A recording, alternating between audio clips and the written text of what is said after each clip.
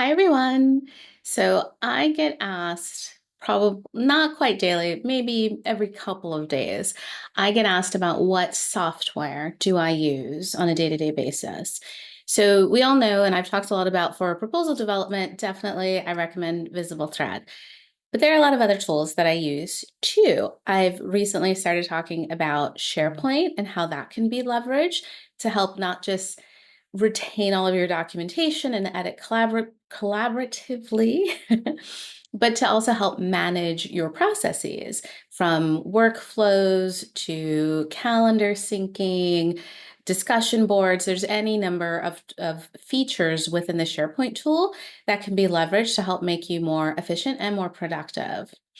Right now, I'm also looking at Asana as a sort of overall management and not quite resource, but a task tracking tool. That's something that I'm considering.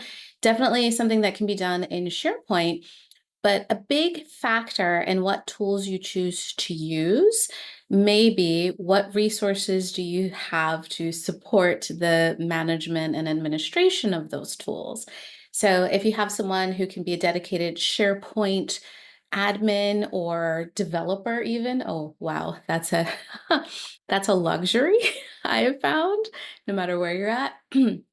But without that, it can make it difficult to create and manage different workflows. There are definitely simple things you can do, but you might need a separate tool to do those things.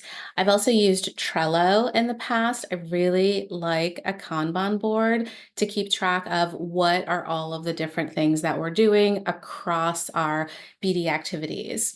I've also used Jira in that regard, where a proposal support request ticket went into Jira and then it created it populated to a Kanban board that showed these are new opportunities that need to be reviewed. And then we go all the way through initial outline development, through the color reviews, through submission, wins and losses. You can track that all within Jira. You can also, again, do that in SharePoint, but it also depends on the resources that you have to manage that SharePoint workflow and dashboard.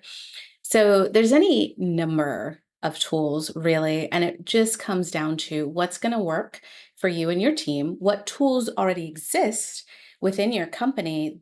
That's a lot easier if you can leverage existing tools. Maybe you just need to expand the license or user base. Doing that, you usually get quicker approvals. It's a lot easier of a process to move forward with those tools as opposed to getting a brand new tool. I've also been part of those conversations where, do we really need another tool for people to have to use? Which is why I go back to SharePoint. Because you can do a lot within SharePoint that will help you manage, track, report as well. But you have to have the resources to support it. And of course, Salesforce is a huge tool that I think most business development teams use, or some other CRM tool like Microsoft Dynamics. A lot of reporting can be done. You can track not just the opportunities, but who's assigned to the opportunities. That is sometimes underutilized, but highly recommended. And at the end of the day, it's important that all the tools you do have in place can work together.